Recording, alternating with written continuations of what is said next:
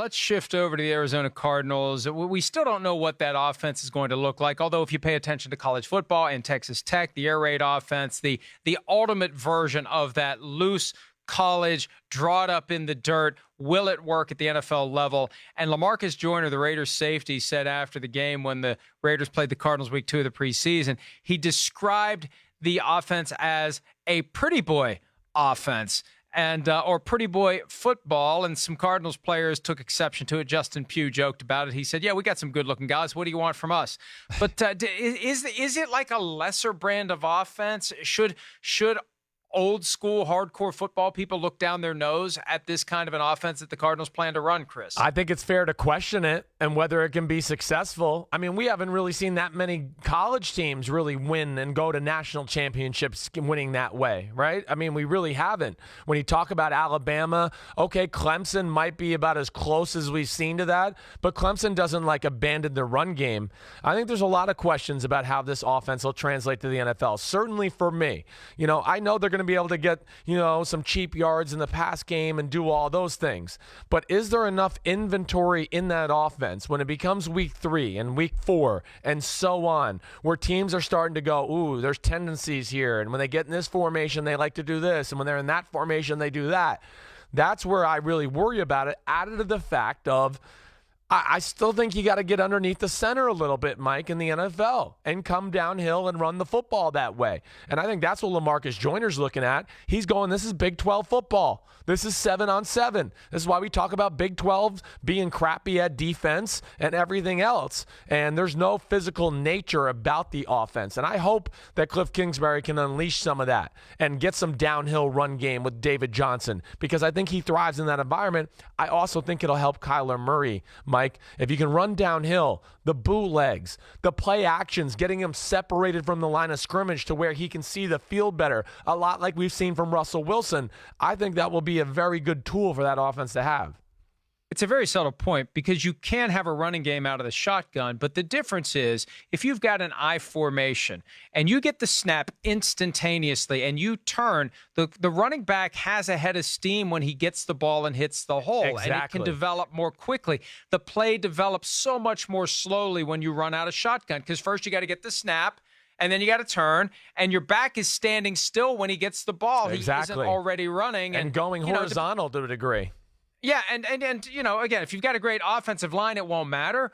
But there's something to be said for hitting the hole quickly and busting through it to the second level. It's harder to do when you're running the ball out of shotgun. And also, it's just the variety, Chris. The thing that I always say, the more you can make the defense guess. That's right. Is it a run? Is it a pass? And the longer you can delay that process. So that's why the RPO works so well. Yeah. You force the defense to continue guessing after the snap, and then you wait for them to commit and you burn them the other way. And that offense lacks it. And you're right. After 4 or 5 weeks, and they see what they do, and they break down the film, and they come up with ways to confuse Kyler Murray. And look. People say, oh, Kyler Murray was joking when he said to Antonio Brown, why they got to bring the house on me, bro? I think he was a little irritated. I think he was a little frustrated. And this is a guy who has not encountered much adversity while playing football. It's always come easy to him. I want to see, how does Kyler Murray deal with a 3-game losing streak? Right. How does he deal with a final stat line of 5 for 23 with 2 interceptions and 87 yards? If that happens, how does he react to that? It's not going to be like it was in college and high school. And maybe that gives him the determination to play even better, to fit the ball through tighter windows, to be a better quarterback, to be more dialed in. He needs to be. Right. He needs to do what Deshaun Watson did. Right. Deshaun Watson, hey, in college, the window's that big, and sometimes he was outside of it.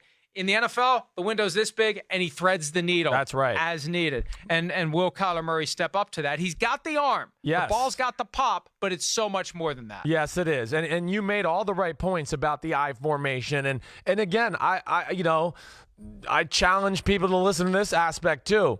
A lot of these defensive players coming to the NFL are more comfortable seeing this type of Arizona offense, because that's what they're seeing in college, rather than seeing, Sean McVay, Sean Payton, Josh McDaniels, Kyle Shanahan. Whoa, I formation, guards are pulling. Holy cow, what do I do? Think about if you're a linebacker playing that type of offense. Oh, there's Todd Gurley, I got to get to him. Oh, there's Todd Gurley, I got to get to him. Oh, there's Todd Gurley, I got to get to him. Oh, wait, Jared Goff has the ball. Oh, man, Robert Woods is behind me now, and it's a 20-yard completion. It's the best way to create explosive plays. And I think that's why you've seen teams like the Patriots, the Rams, the Saints go that route here as of late because, one, they've recognized college football players are not used to seeing this style of football right now. This is actually different. Even though it's old school to you guys like you and me, this is actually different for the new school guys. And a lot of young defensive coaches don't even know how to defend it.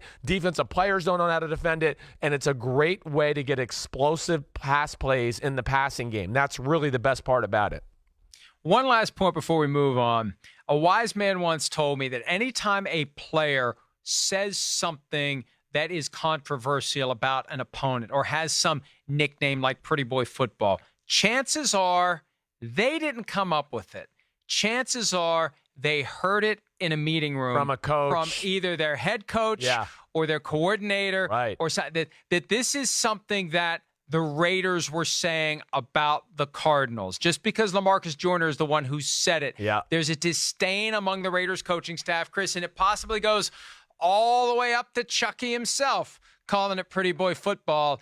But, that may have been something that ended up on the cutting room floor for Hard Knocks. Right. But there's a chance that that's where it came from. I think I would bet, if you made me bet, if it came from that or LaMarcus Joyner made it up himself, I would imagine that either in the secondary room or the defensive full meeting room that came up during the week. You're right about that. Hi, I'm Mike Tirico, and thanks for watching.